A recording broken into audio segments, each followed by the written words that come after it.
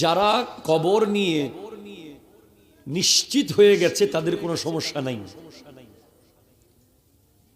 যারা হাসরের ব্যাপারে হয়তো কোনো জায়গায় কথাবার্তা হয়ে গেছে, তাদের কোনো হিসাব কিতাব নাই, তারা মাহফিলে বসবে না। জি, আমি কি কোনো ভুল কথা বললাম? এটা কোনো পলিটিক্যাল প্রোগ্রাম না যে আপনি আধা ঘন্টা বসার পরে অমুক ভাইয়ের সাথে সম্পর্ক হয়ে গেল আপনি এটা চাকরি পাবেন।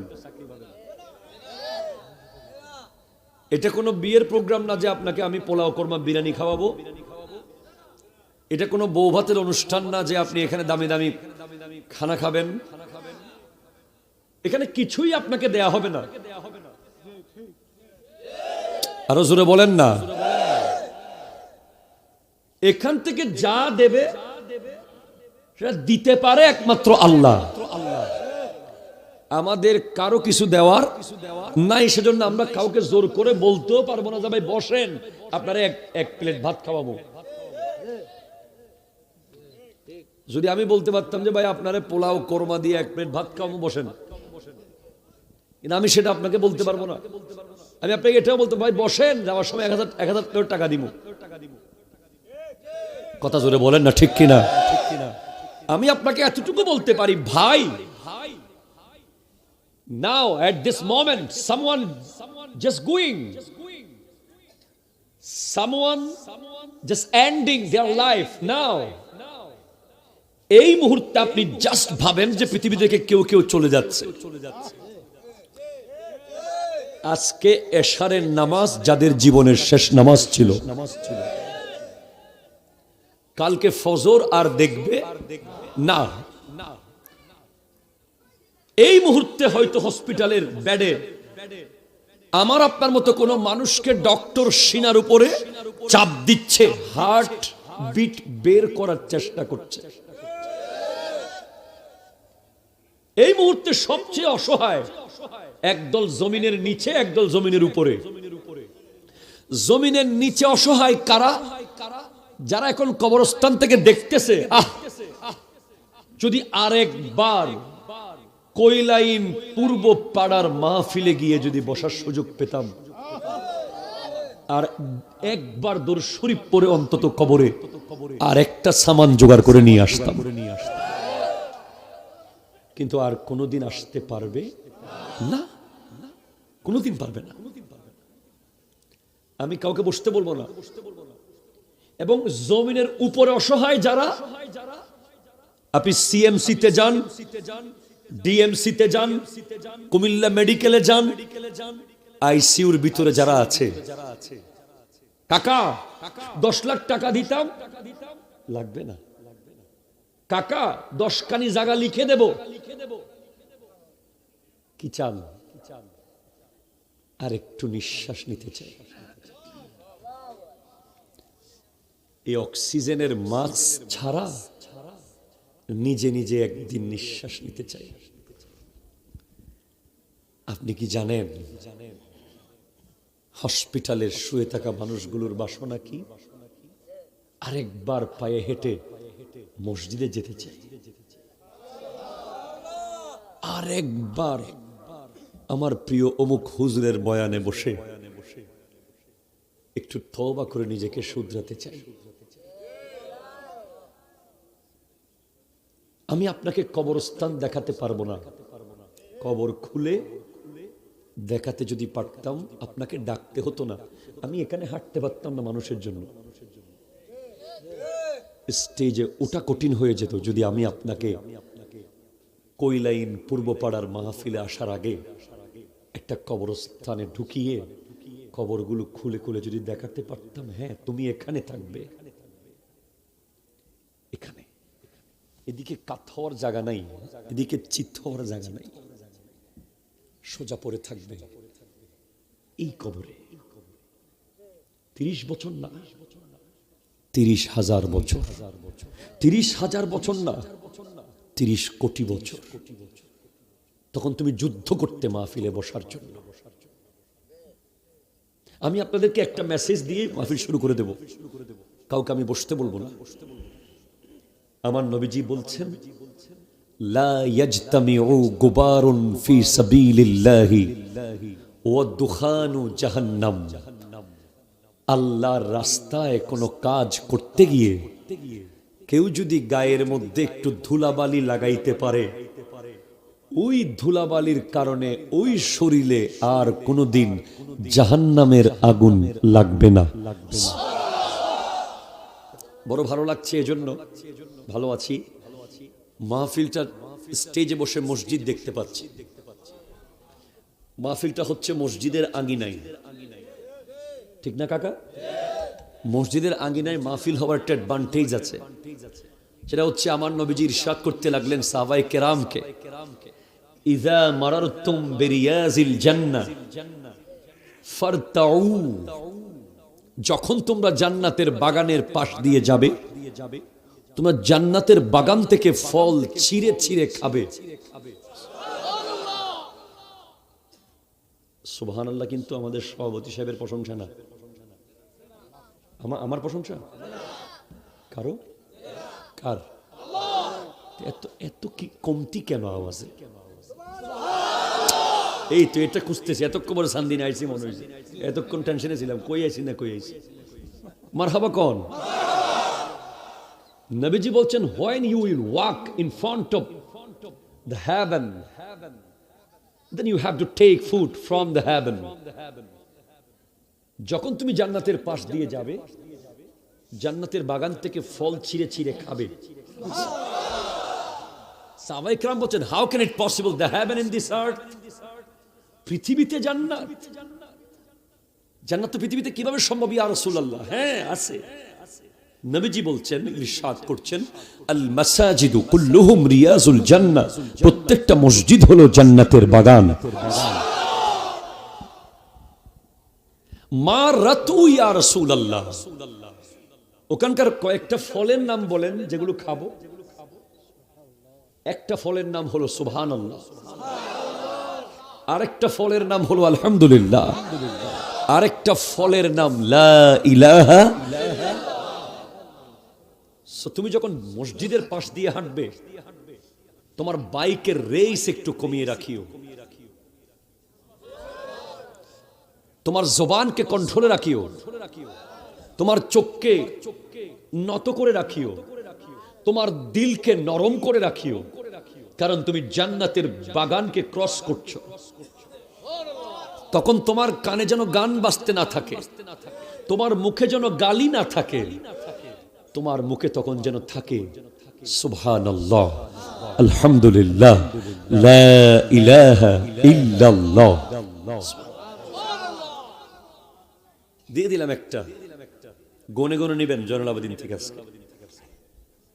একটা এখনো মাহফিল শুরু হয় নাই, কিন্তু একটা সবক পেয়ে গেছেন যে মসজিদের পাশ দিয়ে যখন যাবেন, এই তিনটা জিকির করলে জান্নাতের ফল খাওয়া হবে। সহিহ হাদিস, সহিহ হাদিস, সহিহ হাদিস। তাহলে সুবহানাল্লাহ জোরে বলেন, জোরে বলেন বলতে হবে আমাকে? হবে না।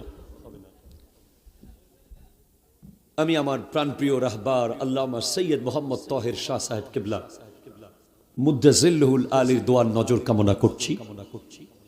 এবং আপনারা জেনে অবাক হবেন যে শাহপুর দরবারের সাথে আমাদের দরবারের এক গভীর সম্পর্ক। ডক্টর আহমদ পেয়ারা বাগদাদি রহমতুল্লাহ, ওনাকে আমরা হৃদয়ে ধারণ করি, ওনার জায়গা আমাদের হৃদয়ে। উনি অবশ্যই একজন যোগ্য আলেম ছিলেন, একজন ওলি ছিলেন। আমি জয়নুল আবেদিন মুখস্থ কথা একটাও বলবো না। আমি ইনভাইট করছি এই এলাকার মাইক যেখানে যাচ্ছে, আপনি যেই দরবারের হন, যেই পীরের হন, আপনি আলিয়া হন, কৌমি হন, যেটাই হন, প্লিজ কাম এন্ড সিট। আমাদের প্যান্ডেল অনেক বড়, আমাদের হৃদয়ও অনেক বড়। আসেন, বসেন, শোনেন আমরা কি বলি, কথা কন না, শুনে যান, আসেন। আমি ইনভাইট করছি, কেউ কাউকে মাইনাস করতে আমরা আসি নাই। আমরা সবাইকে ম্যানেজ করব, এক জায়গায় গিয়ে সবাই দাঁড়িয়ে যাব মদিনাতুল মুনাওয়ারার গুম্বদে হাজারার নিচে, ঠিক কিনা কথা বলেন? আমার নবীর গুম্বদে হাজরার নিচে বিশ্ব মুসলমান এক হবে, ঠিক কিনা কথা বলেন? আজ নয় তো কাল হবে। বোকা, আমরা জশ্নে জুলুসে ঈদে মিলাদুন নবী করি, আপনারা এটাকে মহব্বত করেন না। কিন্তু ভাইয়েরা, মাইকের আওয়াজ যদি শুনেন, চান্দিনায় আমি আর কখনো আসতে পারি না বা না পারি। ইকু একটু কমাও আব্বু, ইকু একটু কমাও আব্বু। হ্যাঁ, চান্দিনায় জয়নুল আবেদিন কাদেরী কখনো আসতে পারবে কিনা জানি না। আপনি নিরপেক্ষ দৃষ্টিতে একটু বলেন, আমরা যে ঈদে মিলাদুন নবীর মাহফিল করছি, এটার অ্যাডভান্টেজ গুলো আপনি আগে শোনেন, কি কি লাভ হচ্ছে। ধরেন বাংলাদেশে যদি ঈদে মিলাদুন নবীর মাহফিল বন্ধ হয়ে যায়, বছরে না হলে 5000 মাহফিল বন্ধ হয়ে যাবে। যাবে কিনা বলেন? প্রত্যেকটা মাহফিল থেকে একটা যুবক যদি মাদক ছাড়ে, তাহলে 5000 মাহফিল থেকে 5000 মাদক ছাড়া বন্ধ হয়ে যাবে, ঠিক কিনা বলেন? এক পয়েন্ট নম্বর 1, যৌক্তিকভাবে পারলে খণ্ডন করেন। দুই,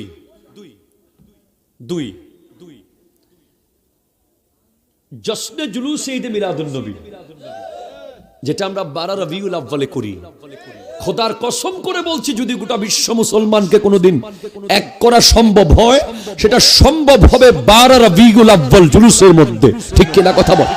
হাত তুলে বলেন, ঠিক কিনা বলেন? আপনি আমার মহব্বতে হয়তো ঠিক বলে দিয়েছেন, আমি আপনাকে ব্যাখ্যা করে শোনাচ্ছি।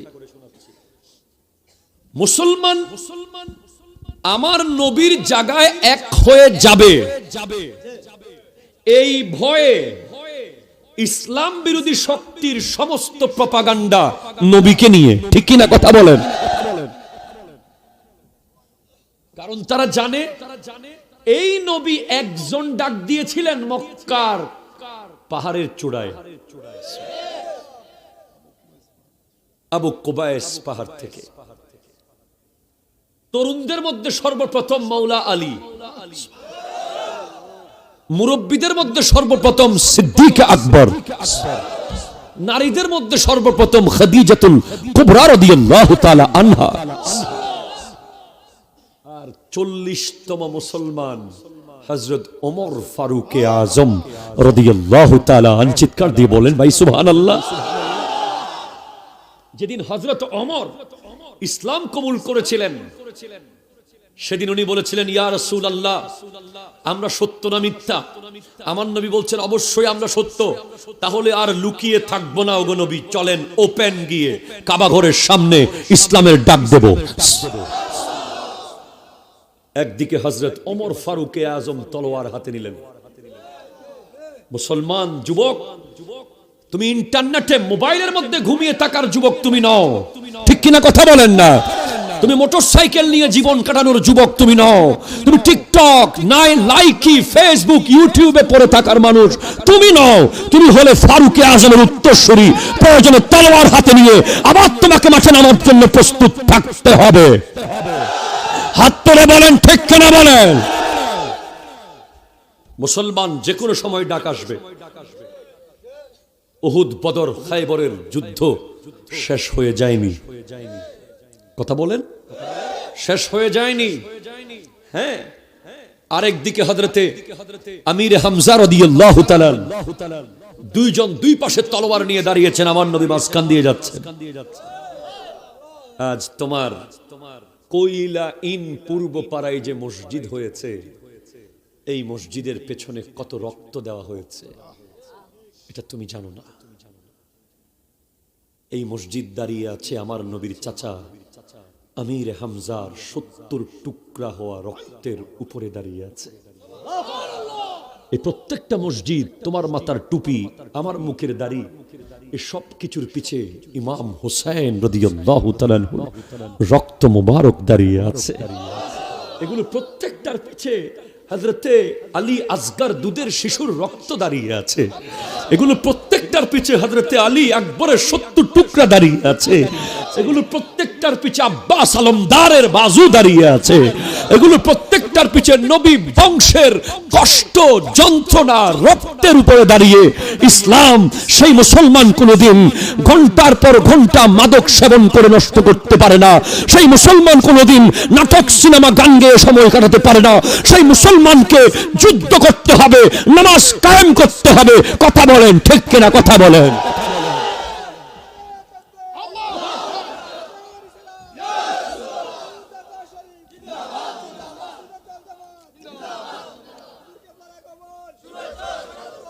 কথা বলেন ঠিক কিনা? কথা বলেন। তো ওরা চিন্তা করছে একজন নবী, ভাই আছেন আপনারা আমার সাথে? আসেননি? যার ডাকে বিদায় হজের ভাষণে ১৬ লক্ষ সাহাবা, আজকে পৃথিবীতে ৩০০ কোটির কাছাকাছি মুসলমান। এজন্য ওরা ভয় পাচ্ছে ইসলাম বিরোধী শক্তিরা। আমাদের কওমি বলেন, আহলে হাদিস বলেন, লামাযহাবী বলেন, আমাদের এই সহজ সরল ভাইদেরকে তারা ব্যবহার করছে। আমাদের ভাইয়েরা বুঝতেই পারছে না তারা যে ব্যবহার হচ্ছে। কথা একেবারে ক্লিয়ার। সমস্ত ফিতনাগুলো তৈরি হচ্ছে ওই ইসরায়েল থেকে। এগুলো আপনারা জানেন না, এগুলো আমরা গবেষণা করে বলছি। আমি আপনাকে চাঞ্চল্যকর তথ্য দেব, আপনি অবাক হয়ে যাবেন। ওরা বলেছে দুই জায়গাকে প্রশ্নবিদ্ধ করে দিবি ভালো মতো। একটা হলো নবী, নবী মাটির বলে দিবি, নবী এলমে গায়েব নাই বলবি, নবী মাটির সাথে নাউজুবিল্লাহ মিশে গেছে কবরে, নবীর মিলাদ কিয়াম বেদাত বলে দিবি, নবীর মিলাদুন নবীকে বেদাত বলে দিবি, নবীর 40 বছর আগে নবী ছিলেন। নাউজুবিল্লাহ জোরে জোরে বলেন। 40 বছর আগের বিষয়গুলো আমল করা যাবে না। এই ধরনের সবকিছু ভাই নবীকে নিয়ে। আবার ইদানিং দেখলাম নারায়ে রিসালাতকে ফালতু স্লোগান বলছে, এমন মুসলমানও বাংলাদেশে আছে। আমরা আমার ভাইদেরকে বলবো, ভাই কি দরকার আপনি নারায়ে রিসালাতের পিছনে লাগলেন কেন? কথা বলার তো অনেক কিছুই আছে, ঠিক কিনা? জোরে বলেন। আপনি মুসলিম উম্মার মধ্যে কেন বিশৃঙ্খলা করছেন? ঠিক কিনা? জোরে বলেন না। যার কাজ সে করুক, তাকে করতে দেন। আপনার আগে এখন মুসলমানরা আগে এক হোক, তারপর আমরা হিন্দু, বৌদ্ধ, খ্রিস্টান নিয়ে কথা বলবো। ঠিক কিনা? কথা বলেন। এই দুঃখগুলো কাকে বোঝাবো বলেন? একমাত্র প্রশ্নবিদ্ধ নবীজিকে করা হচ্ছে যাতে যুবকরা অন্ধের মতো নবী না করে। কারণ নবী করলে তো একদিন না একদিন এক হয়ে যাবে। আপনি ধরেন জশ্নে জুলুসে ঈদে মিলাদুন নবীর দিন যদি 17 কোটি মুসলমান বাংলাদেশের বা 18 কোটি বা 20 কোটি একসাথে রাস্তায় বের হয়,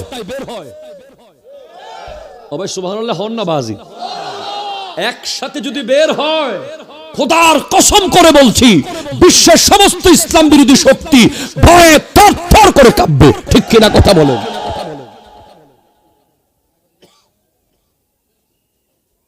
এখন আপনি বলেন হুজুর মিলাদ নবী কেন বের হইতে বলেন? অন্যদিন কোন দিন বের হবেন বলেন? আর একটা দিন দেখান যেদিন আপনি সবাইকে বের করতে পারবেন। আমার বাবা ওরসে আপনি আসবেন না, আপনার দাদার মাহফিল আমি যাবো না। কথা কয় না। সবে বরাত নামাজ কেন্দ্রিক প্রোগ্রাম, রোড কেন্দ্রিক না। সবে কদর ইবাদত কেন্দ্রিক, ঈদুল ফিতর নামাজ কেন্দ্রিক, ঈদুল আজহা পশু কোরবানি করতে হবে। একমাত্র গোটা বিশ্ব মুসলমান যদি সারা বিশ্বকে ইসলামের শক্তি দেখাতে চায়, একটাই সুযোগ আছে, জশ্নে জুলুসে ঈদে মিলাদুন নবী। হাত তুলে বলেন ঠিক কিনা?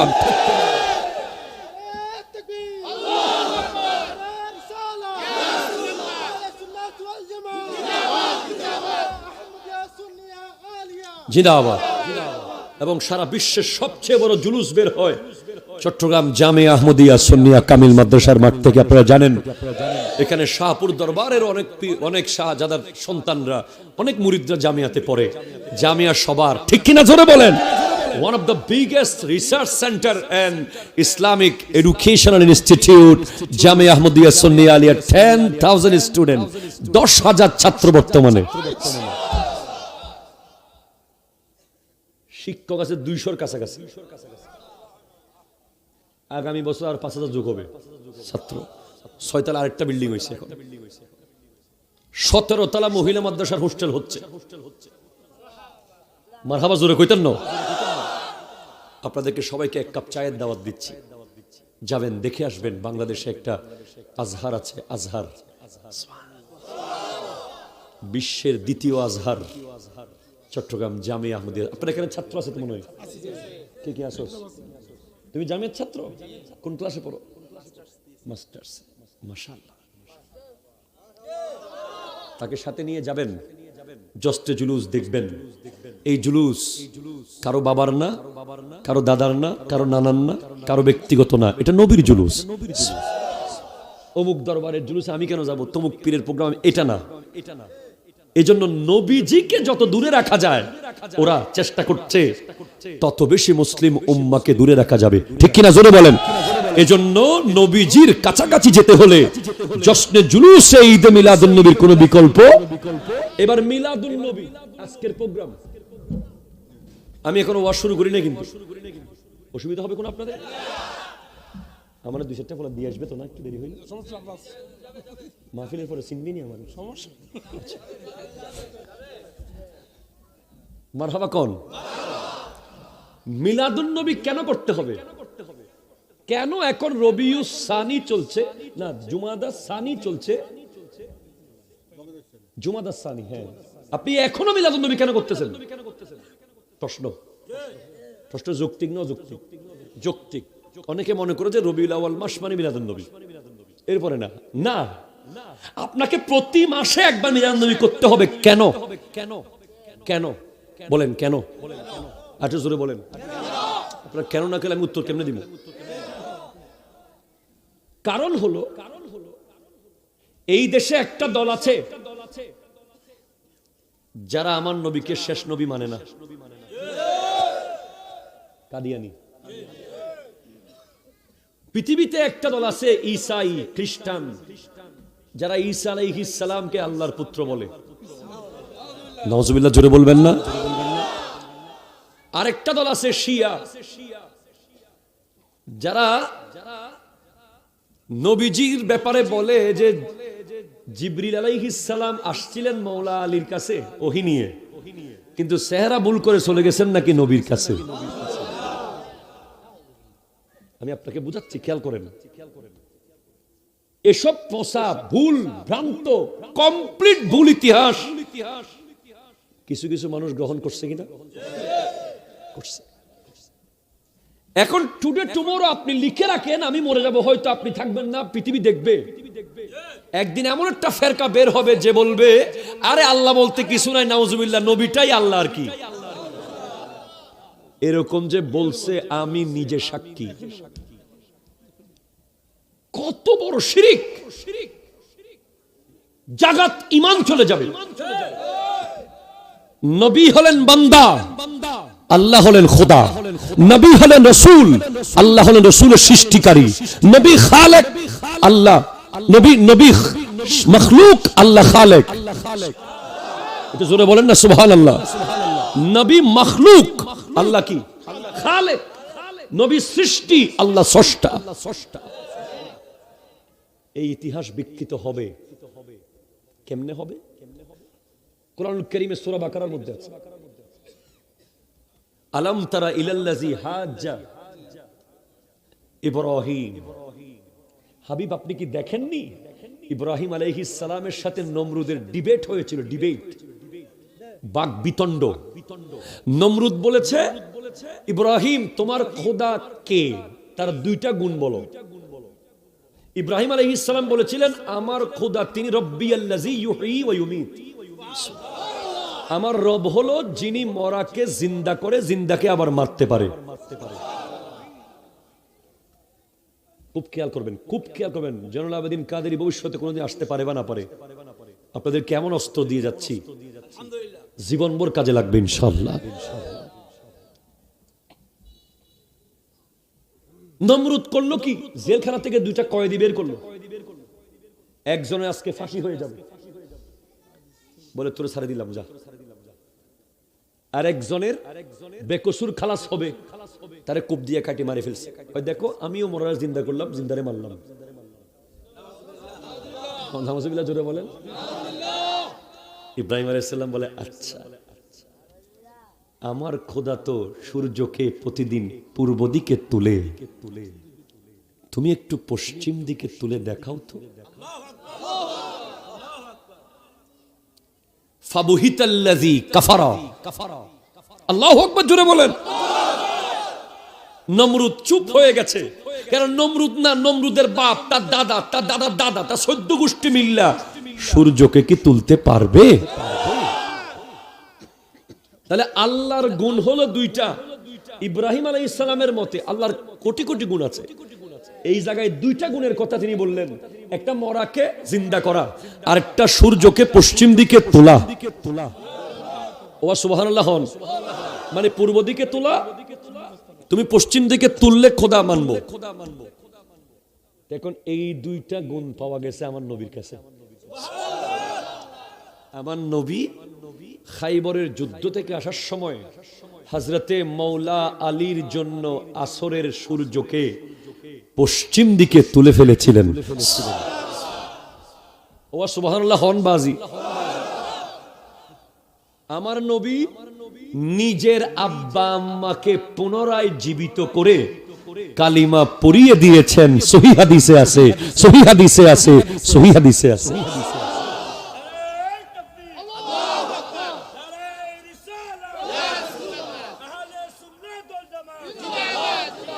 যদিও এটা দরকার নাই, কারণ আমার নবীর আব্বা আম্মা যখন দুনিয়া থেকে গেছেন তখন ইসলাম প্রকাশিত হয়নি, এজন্য ওনারা অবশ্যই জান্নাতি, অবশ্যই জান্নাতি, অবশ্যই জান্নাতি। ঠিক কিনা কথা বলেন?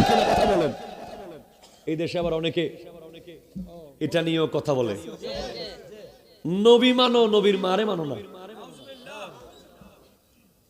নবী মানো, নবীর বাপরে মানো না। তাহলে নবী কি খুশি হইব না বেজার হইব? যাই হোক, তাহলে এখন নবীজি মোরাকে হযরত জাবের রাদিয়াল্লাহু তাআলার সন্তানদেরকে জিন্দা করেছেন, এটাও বিভিন্ন কিতাবে আছে। তাহলে এখন কি জিন্দা করার কারণে কি নবীজি খোদা হয়ে গেছে? সূর্য তোলার কারণে নবীজি কি আল্লাহ বলা যাবে না? আল্লাহর দেওয়া ক্ষমতায়, কথা বলেন না, কার দেওয়া ক্ষমতায়? আল্লাহ যদি মরাকে জিন্দা করে সেটা কুদরত, আর নবী যদি চিন্তা করে সেটা মুজিজা। ঠিক কিনা কথা বলেন? এখন পার্থক্য কোন জায়গায়? আল্লাহ এবং রাসূল দুজনের মধ্যে পার্থক্য কি? লাম ইয়ালিদ ওয়া লাম ইউলাদ, তিনি কাউকে জন্ম দেননি, কারো থেকে জন্ম নেননি। আর আমার নবী মা আমেনা থেকে জন্ম নিয়েছেন, মা ফাতেমাকে জন্ম দিয়েছেন। আল্লাহ কারো থেকে জন্ম, কাউকে জন্ম, আর আমার নবী মা আমেনা রাদিয়াল্লাহু তাআলা থেকে জন্ম নিয়েছেন, মা ফাতেমাকে জন্ম দিয়েছেন। তাহলে শব্দটা মূল কেন্দ্র হলো জন্ম। খালেক আর মখলুকের পার্থক্য হলো জন্ম, জন্মই হলো মিলাদ। এখন তুমি যদি প্রত্যেক বছর মিলাদুন নবী না করো, ইতিহাস একদিন পাল্টে যাবে। ইতিহাস কোন একজন হুজুর এসে বলবেন না, কথা কন না, পৃথিবীতে একটা গোটা জনগোষ্ঠী ঈসা আলাইহিস সালামকে আল্লাহর পুত্র মানে মানে পৃথিবীতে গোটা একটা জনগোষ্ঠী আছে যারা আমার নবীর উপরে মাওলা আলীকে নিয়ে যায়। তাহলে এটা করতে আর বেশি দিন সময় লাগবে, এজন্য মিলাদুন নবী করা এক প্রকার ফরজ, শিরিক হওয়ার জন্য না, শিরিক থেকে বাঁচানোর জন্য। মিলাদুন নবী হলেই তো বুঝবেন নবীর মিলাদ আছে, হলেই তো বুঝবো নবী জন্ম নিছে, হলেই তো বুঝবো নবী 12 রবিউল আউয়াল আসছে, হলেই তো বুঝবো ওই মা আমেনার রেহেম শরীফ থেকে দুনিয়াতে এসেছে, হলেই তো বুঝবো নবীজি সিজদা অবস্থায় এসেছেন, হলেই তো বুঝবো নবীজি খতনা অবস্থায় এসেছেন, হলেই তো বুঝবো নবীজি এসে বলেছেন রব্বি হাবলি উম্মতি, রব্বি হাবলি মানে আল্লাহ আমার উম্মতের মালিক আমাকে বানিয়ে দাও।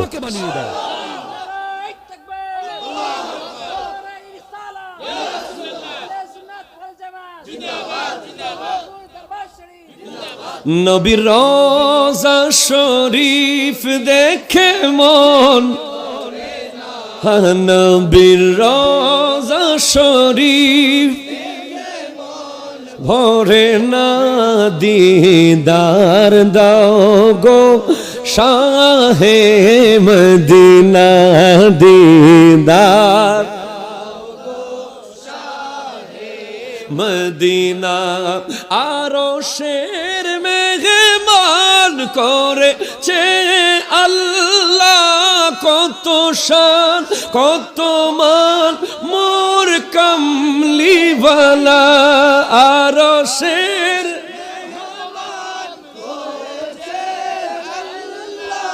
কত শান কত মান মোর কামলিওয়ালা, ও গো মদিনাওয়ালা করো মোরে করুণা, ও গো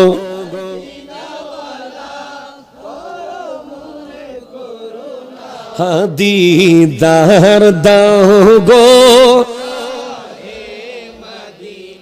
চিৎকার দিয়ে বলেন সুবহানাল্লাহ। সূরা বাকারা থেকে তিলাওয়াত করেছিলাম, আসেননি? আসেনি? দাঁড়িয়ে আছে বাইরে, আসেননি আপনারা? আছে, ওনারাও আছে। আলিফ লাম মিম।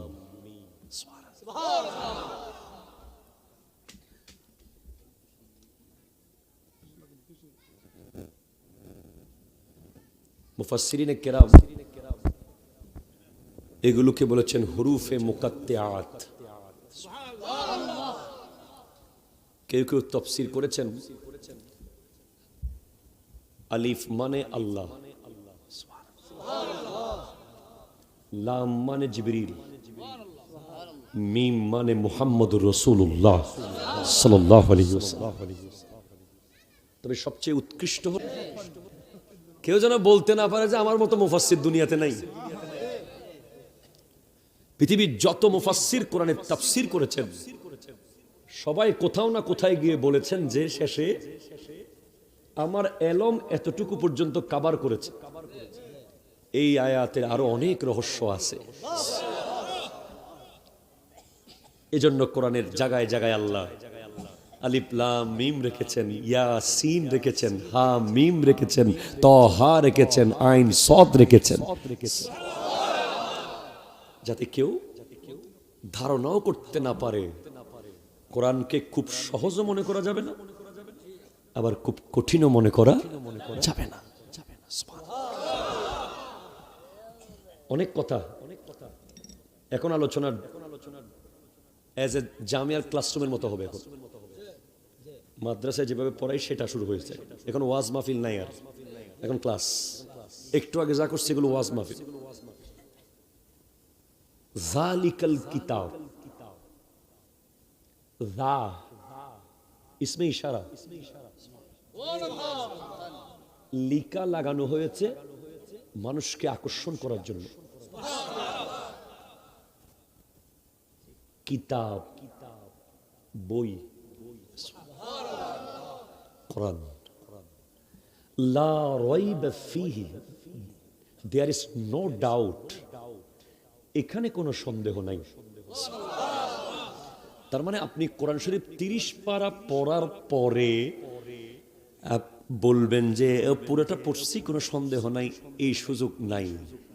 আপনি শুরু করার আগেই আপনাকে মেনে নিতে হবে এটাতে কোনো সন্দেহ নাই। আপনি কোরআন শরীফ শুরু করার সাথে সাথে মানতে হবে। আমি এখন যে কিতাবটা তেলাওয়াত করব, তাফসীর পড়ব, এই কিতাবের শুরু থেকে শেষ কোনো সন্দেহ নাই, এটা মেনেই শুরু করবেন। পৃথিবীর সমস্ত বই একরকম, পৃথিবীর সমস্ত বই পড়ার পরে সিদ্ধান্ত নেওয়া হয় বইটা ঠিক ছিল।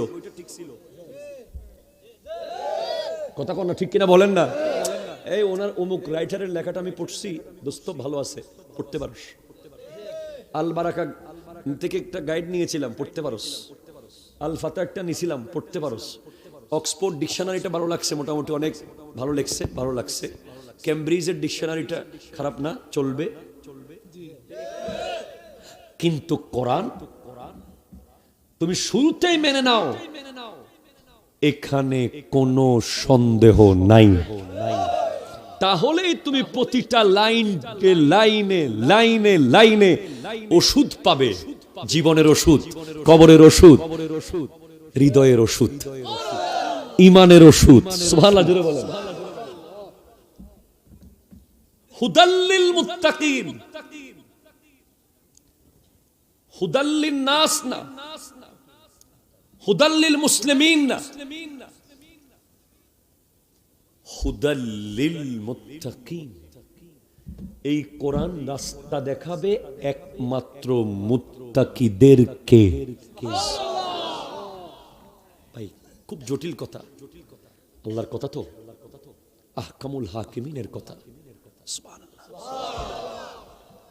তাহলে আপনাকে দুইটা শর্ত, প্রথমে বলি যে আমার নবীর কোরআনটা কেন দেওয়া হলো নবীকে। অনেকে বলে যে মিলাদুন নবীর কেন করবেন, মিলাদুন নবী কেন করবেন, মিলাদুন নবী কেন করবেন। আপনি শুনে অবাক হবেন যে মিলাদুন নবীর রাত, যেই রাতে আমার নবীর আগমন হয়েছে, ওই রাত লাইলাতুল কদরের চেয়েও দামি। আমি চ্যালেঞ্জ করে গেলাম চান্দিনার কাছে,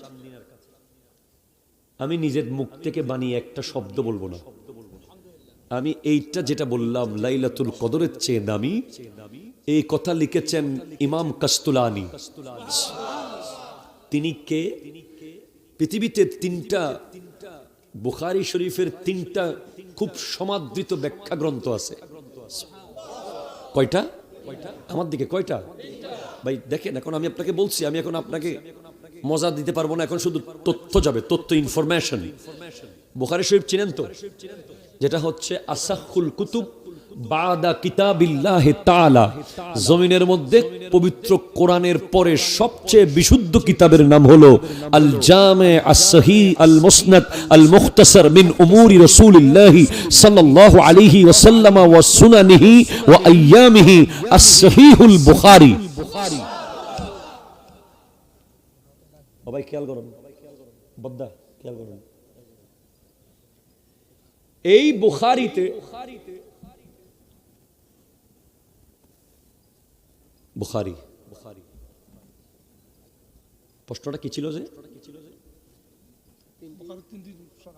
তিনটি ব্যাখ্যা, তিনটা ব্যাখ্যা গ্রন্থ আছে পৃথিবীতে সবচেয়ে দুর্দান্ত। একটা হলো ফতহুল বারি ফি শারহে সহিহিল বুখারী, লিখেছেন আল্লামা ইবনে হাজার আসকালানি। নামের অর্থ হলো পাথরের বাপ, পাথরের সন্তান, ইবনে হাজার।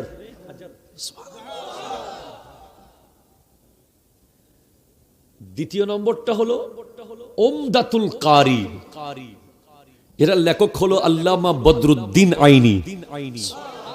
এগুলো পড়ানো হয় মাস্টার্স ক্লাসে, কামিলে। তিন ইরশাদুস সারি ফি শারহে সহিহিল বুখারী। তিন নম্বরটা হলো ইরশাদুস সারি, বুখারীর ব্যাখ্যা গ্রন্থ, যেটার লেখক হলো ইমাম কাস্তুলানি অথবা কিস্তুলানি। এই কিতাবটা আমাদের কওমি মাদ্রাসায় পড়ায়, আমাদের সকল মাদ্রাসায় পড়ায়, ইরশাদুস সারি। এই কিতাবের লেখক যিনি, উনি আরেকটা কিতাব লিখেছেন মাওয়াহিবুল লাদুনিয়া। ওই কিতাবে তিনি লিখেছেন নবীজির আগমনের রাত লাইলাতুল কদরের চেয়েও দামি। কিভাবে? বলে মিন উজুহিন সালাসাতিন, তিন ভাবে। এক, ইন্না লাইলাতাল মাউলিদে লাইলাতু যুহুরিহি সাল্লাল্লাহু আলাইহি ওয়াসাল্লাম ওয়া লাইলাতুল কদর মুতাতুন লাহু, বলে মিলাদের রাতে তো নবীজির আগমন হয়েছে, আর লাইলাতুল কদর তো নবীজিকে একটা গিফট দেওয়া হয়েছে। আমি আপনাদের এলাকায় আসছি, আপনারা একটা গিফট দিয়েছেন না আমাকে? ওই যে ফুল। এখন বলেন ফুলের দাম বেশি না আমার দাম বেশি? আচ্ছা আমারটা বাদ দেন, ধরেন হুজুর একটা ফুল দিয়েছেন, হুজুরের দাম বেশি না ফুলের দাম বেশি? ভালো করে বলেন, কার দাম? ক্র্যাশ দিছেন, ক্র্যাশ ক্র্যাশ দেন, ফুলের মালা দিছেন, একটা চাদর দিছেন, একটা টুপি দিছেন, এগুলোর দাম বেশি না যাকে দিছেন তার দাম বেশি? তো আমার নবী এসেছে, আল্লাহ বলছেন হাবিব আপনি এসেছেন, আপনি মক্কার জমিনে কদম রেখেছেন, তো ওই শহরের শপথ আমি করব, লা উকসিমু বিহাযাল বালাদ ওয়া আনতা হিল্লুম বিহাযাল বালাদ, এই শহরের শপথ শপথ শপথ শপথ যেই শহরে আপনার আগমন হয়েছে। আল্লাহু আকবার।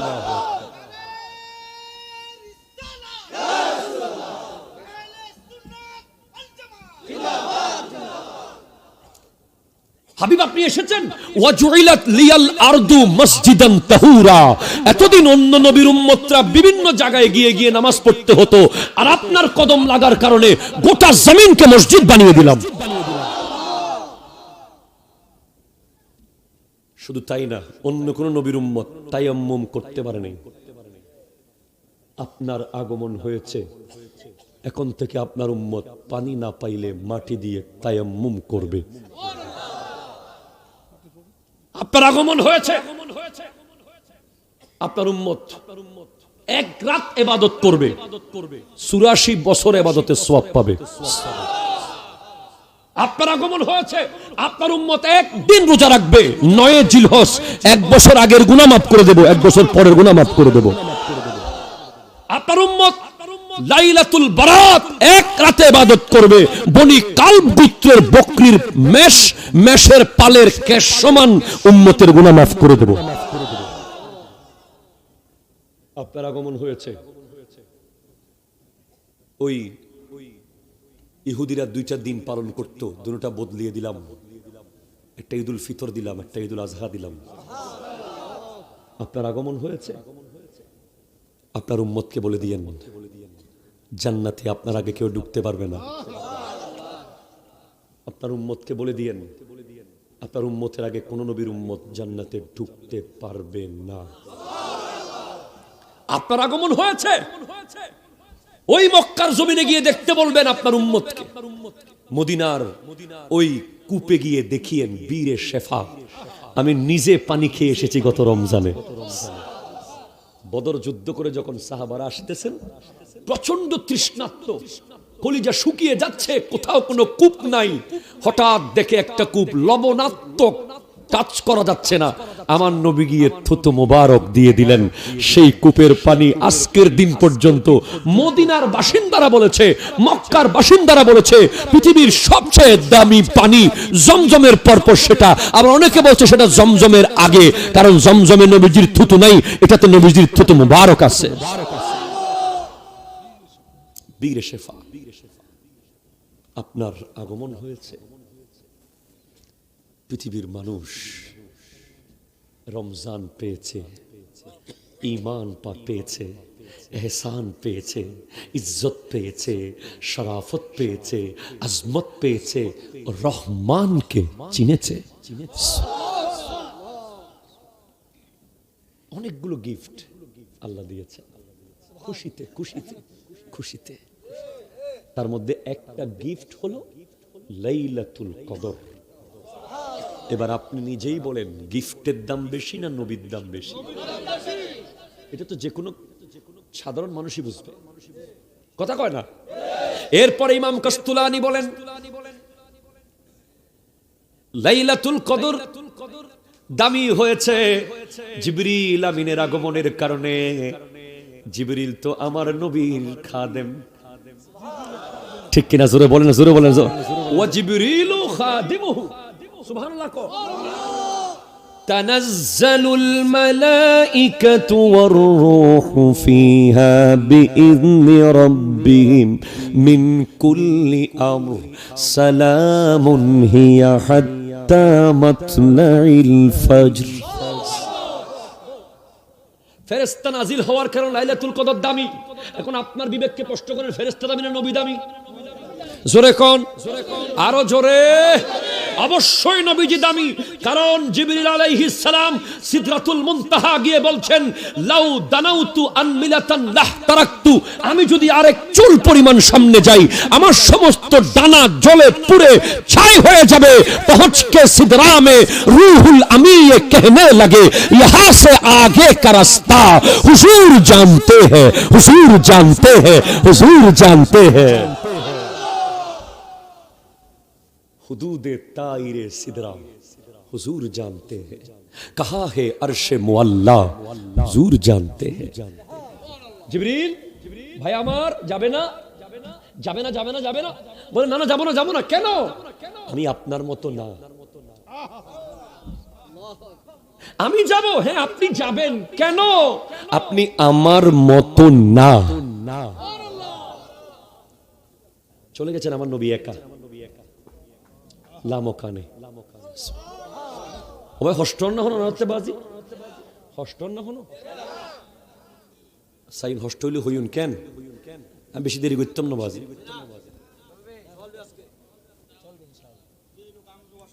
সভাপতি সাহেব খাসি দিছে, তারপরে চলবে, উরুস্তু চলবে আছে। আল্লাহ কবুল করুক, আমিন জোরে করুন। আমার কথা সেখানে না ভাই। লাইলাতুল কদর এত মূল্য কেন? ইন্না আনজালনাহু ফি লাইলাতিল কদর।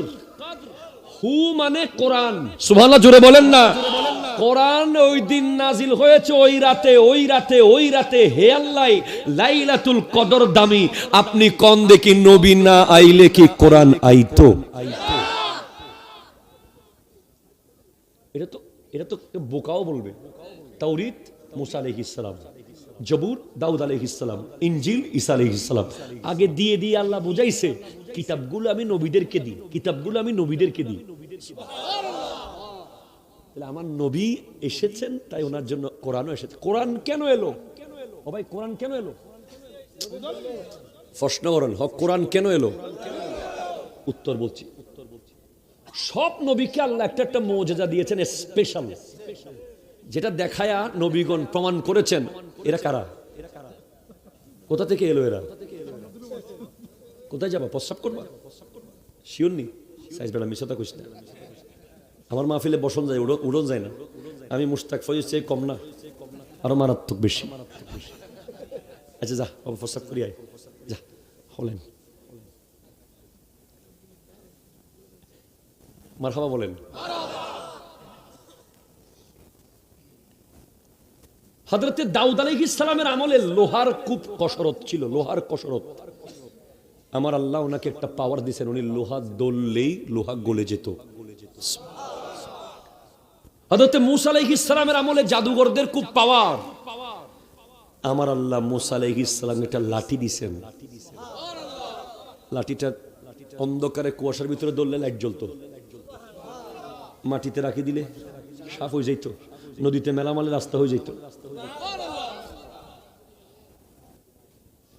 হযরতে ইউসুফ আলাইহিস সালামের আমলে স্বপ্নের ব্যাখ্যা যারা দিত ওদেরকে মানুষ খোদা মনে করত। আমার আল্লাহ ইউসুফ আলাইহিস সালামকে স্বপ্নের ব্যাখ্যা করার ক্ষমতা দিয়ে পাঠিয়ে দিলেন।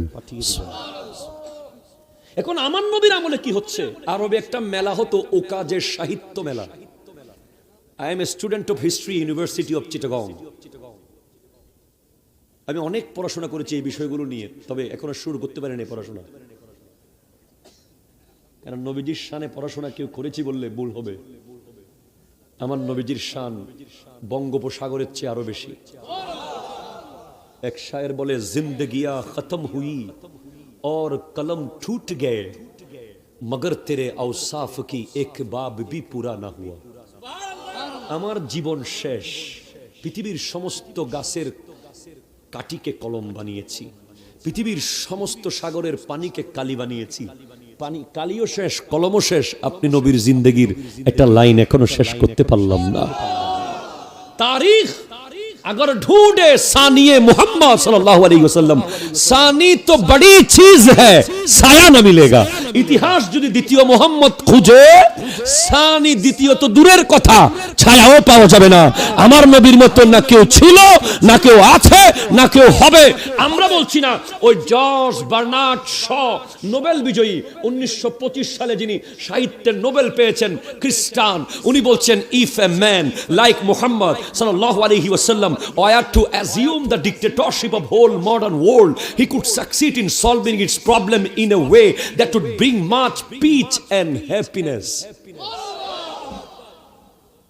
জর্জ বার্নার্ড শ বলছেন, মুহাম্মদ সাল্লাল্লাহু আলাইহি ওয়াসাল্লামের মতো একজন যদি গোটা পৃথিবীর দায়িত্ব নিয়ে নিত, তাহলে এই পৃথিবীর প্রতিটা গলিতে গলিতে শান্তি নিশ্চিত করে ছাড়ত। খ্রিস্টান মাইকেল এইচ হার্ট বিশ্বের 100 জন শক্তিশালী ব্যক্তির নাম সিরিয়াল করেছেন, তার মধ্যে 1 নম্বরে রেখেছেন আমার নবীকে। আমার কাছে পৃথিবীর 173 জন বিধর্মী মনীষীর লেখনী আমার কালেকশনে আছে। সেখানে লামার্টিন আছে, সেখানে পিকে হিট্টি আছে, সেখানে জওহরলাল নেহেরু আছে, সেখানে মহাত্মা গান্ধী আছে। এভাবে বিশ্বের 173 জন বিধর্মী মনীষী এক শব্দে, এক বাক্যে বলতে বাধ্য হয়েছে, আমার নবীর মতো কোনো ব্যক্তিত্ব পৃথিবীতে না এসেছে, না আছে, না আসবে।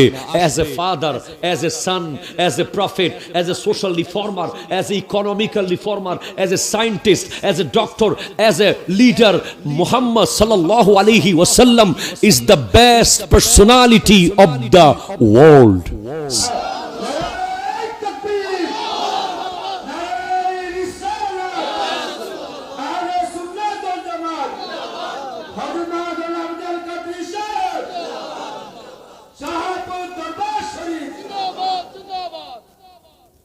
তখন নবীজির আমলে যারা আরবি সাহিত্য পারত, আরবি কবিতা লিখতে পারত, তাদের দাম ছিল তোলায় তোলায়। যেখানে ইমরুল কায়েস, মুহালহিল, ইবনে সালাম, এসব কবিরা নিজেকে বিশ্বের সবচেয়ে বড় বড় পাওয়ারফুল ব্যক্তি মনে করত। এমনিতেই আরব শব্দের অর্থ হলো বাগ্মী, বাকপটু। আর ওরা আমাদেরকে বলে আজম, আজমি। আজম মানে মূর্খ, বোবা। আরবিরা পৃথিবীর অন্য সব ভাষাকে বোবা মনে করে, একমাত্র মনে করে তারাই কথা বলতে পারে পৃথিবীতে। এজন্য আপনি যদি গিয়ে বলেন ইয়া আইয়ুহা শেখ, আলহামদুলিল্লাহিল্লাযী জাআলা ফি আমওয়ালিল আগনিয়া হাক্কান লিসাইল ওয়াল মাহরুম, 2 সালান আরবি বলবেন, আল্লাহু আকবার, ইয়া শেখ, তাল তাল, ইয়া সাইয়্যিদি, মারহাবান মারহাবান মারহাবান। আর অনেকে কি করে, যখন পারে না হুরুস্তুল তখন মারি দেয়, কুল আউযু বিরাব্বিন নাস মালিকিন নাস, মারহাবা। কোরআন শরীফ আয়াত, ডরাই বেশি না? মারহাবা মারহাবা মারহাবা। এই বাঙালি শক্তি সব সময় সবার উপরে থাকবে, ঠিক কিনা? কথা জোরে বলেন, হাত তুলে বলেন, ঠিক কিনা বলেন? আমার বাংলাদেশ ছোট হতে পারে, আমার মানচিত্র ছোট হতে পারে, আমরা ক্ষেপণাস্ত্র পরমাণু না থাকতে পারে, কিন্তু আমরা কারো দাসত্ব মেনে নেব না, কাউকে মুনিব মানব না। আমরা শাহজালাল ইয়ামানের উত্তরসূরি, আমরা এক আল্লাহ ছাড়া অন্য কারো দাসত্ব মানি না। হাত তুলে বলেন, ঠিক কিনা?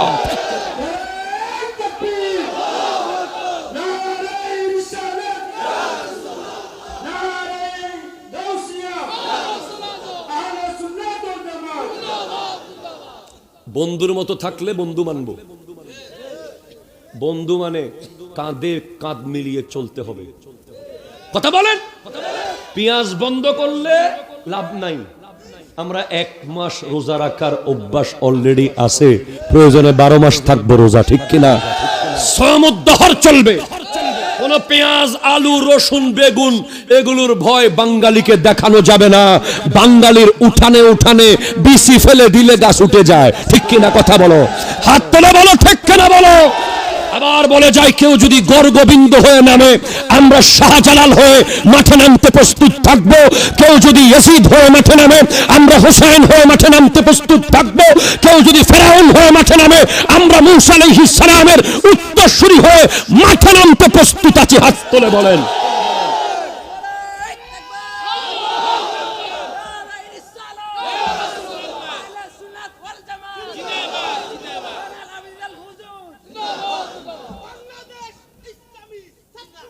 মারহাবা বেটা। সমস্ত মুসলমান এক, ঠিক কিনা জোরে বলেন।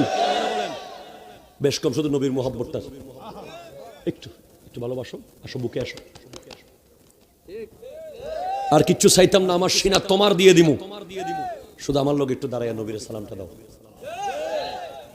আর কিছু চাইতেছি বাস, আমার নবীর, আমার বাপেরে গালি দাও অসুবিধা নেই, 100 বার গালি দাও, আমারে 200 বার গালি দাও, আমার জায়গা সম্পত্তি নিয়ে যাও, কিছু কইতাম না, আমার নবীর মুহাব্বতটা একটু করো ভাই, সবাই এক হয়ে যাই। এখন এক হওয়ার সময়, ঠিক কিনা কথা জোরে বলেন। কোন মসজিদে আক্রমণ হলে, কোন মাজারে আক্রমণ হলে আমরা প্রতিবাদ করতে হবে, কারণ আমাদের নিজেরা যদি মসজিদ মাদ্রাসা মাজারে হামলা করি ওরা তো এমনিও করবে। তবে হ্যাঁ, জয়নুল আবেদিনকে সবাই জানে, সব মহল জয়নুল আবেদিনের বক্তব্য শুনে। মাজারের নামে, ওরসের নামে, অলির নামে যত ভণ্ডামি আছে, রং তামাশা আছে, নারী পুরুষের অবাধ মেলামেশা আছে, এদের সাথে আমাদের কখনো কোনো সম্পর্ক ছিল না, থাকতে পারে না, ঠিক কিনা বলেন। এই সত্যিকারের মুসলমান হাত তুলে কথা বলেন, ঠিক কিনা বলেন। জিকিরের নামে কোঁকা চলবে না, এই কথা বলেন। কোথানে জিকির চলবে না, ঠিক কিনা বলেন। এগুলোর বিরুদ্ধে কথা না বললে অসুবিধা আছে, এগুলো ইসলামের মান ক্ষুণ্ণ করা হয়। এগুলো কি জিকির? এগুলো কি আন্তর্জাতিক টাটকা ভণ্ড, ঠিক কিনা কথা বলেন। স্পষ্ট জিকির করবেন, গাছে জিকির, বাসে জিকির, হুজুর কামরানি জিকির। আমার হোক আপনার হোক, প্রত্যেকের সমালোচনা নিজেরটাকে করতে হবে। ইসলাম সুন্দর, আপনি কি মেসেজ দিচ্ছেন এগুলো করে? একটা বিধর্মী যদি দেখে যে আপনি জিকির করতে করতে বাসে উঠে যাচ্ছেন, তাহলে সে কি ইসলাম কবুল করবে? একটা বিধর্মী যদি দেখে যে আপনি জিকির করতেছেন,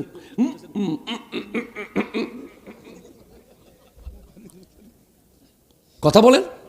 একটা বিধর্মী যদি দেখে যে আপনি একটা দরবারে গিয়ে গরু নিয়ে চলে যাচ্ছেন ট্রাকে করে, ইসলাম কবুল করবে? মতবাদ, মতবিরোধ থাকতেই পারে, এগুলো দুনিয়াকে দেখানো যাবে না। দুনিয়াকে দেখাতে হবে মুসলমানরা এক, ঠিক কিনা কথা বলেন না। আল্লাহ বোঝার তৌফিক দান করুক। আসেন ভাই এক হয়ে যাই, মিডিয়াকে দেখাবেন আমরা এক। এখন আপনি আমার বিরুদ্ধে কমেন্ট করেন, আমি আপনার বিরুদ্ধে কমেন্ট করি, আপনি আমার বিরুদ্ধে ভিডিও বানান, আমি আপনার বিরুদ্ধে ভিডিও বানি, এগুলো তো মাহফিলের উদ্দেশ্য না। মাহফিলের উদ্দেশ্য হলো মানুষকে হেদায়েত করা, ঠিক রাখা। এখন মাহফিলে আধা ঘন্টা চলে গেছে আমার বিরুদ্ধে কইতে কইতে, আমার আধা ঘন্টা গেছে আপনার বিরুদ্ধে কইতে কইতে, লাভটা কি হলো? কোন লাভ হয়েছে? বন্ধ করতে হবে এগুলো, এসব সমালোচনা মাহফিল বন্ধ করতে হবে, প্রত্যেক দলের বন্ধ করতে হবে। মতবিরোধ, মত পার্থক্য সব সময় সর্বযুগে ছিল, এগুলোর সমাধান বৈঠক করে, ঠিক কিনা কথা কোন, ঠিক কিনা? তবে বাংলাদেশের পক্ষে যখন নামতে হবে, আমরা মুসলমান, হিন্দু, বৌদ্ধ, খ্রিস্টান, জুম্মা, চাকমা সবাই একসাথে নামবো দেশের পক্ষে, ঠিক কিনা কথা বলেন। এদেশে অন্য ধর্মের মানুষ সবচেয়ে নিরাপদ, মায়ের কোলে। কিন্তু কিছু মিডিয়া আছে মাথা স্ক্রুপ, কতক্ষণ সিটাং নিয়ে যাচ্ছে, কতক্ষণ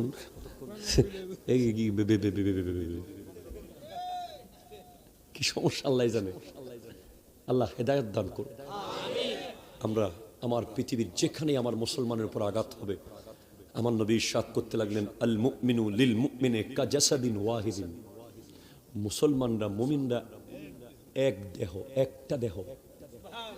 300 কোটি মুসলমান মিলে একটা শরীর। আপনি সুবহানাল্লাহ আসতে বলতেছেন ভাই? 300 কোটি মুসলমান মিলে কয়টা শরীর? অনেকে 200 কোটি বলে, আমি বলি 300 কোটি। কিল্লাই বিশ্বের গণনার ভিতরে মুসলমানের সংখ্যা কমাই রাখা হয়েছে, এটা একটা বড় ষড়যন্ত্র।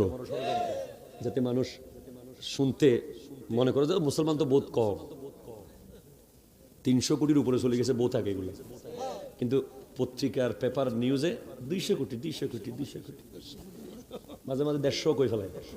তাহলে কেমনে কমাইবো? কথা কন না। কাজাসাদিন ওয়াহিদিন মাথায় রাখেন, চান্দিনার মানুষ সমস্ত মুসলমান একটা শরীর বলা হয়েছে, একটা শরীর। ইনিস্তাকা আইনুহু ইস্তাকা কুল্লুহু।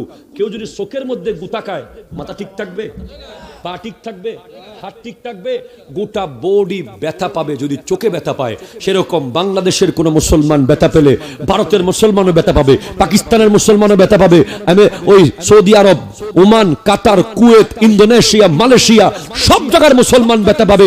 আর ভারতে কোনো মুসলমান ব্যথা পেলে বাংলার মুসলমানও ব্যথা পাবে, সিরিয়ায় কোনো মুসলমান ব্যথা পেলে আমরা ব্যথা পাবো, ওই ফিলিস্তিনে কোনো মুসলমান ব্যথা পেলে আমরা ব্যথা পেতে হবে। এটাই হলো ঈমান। ঠিক কিনা কথা বলেন যুবক?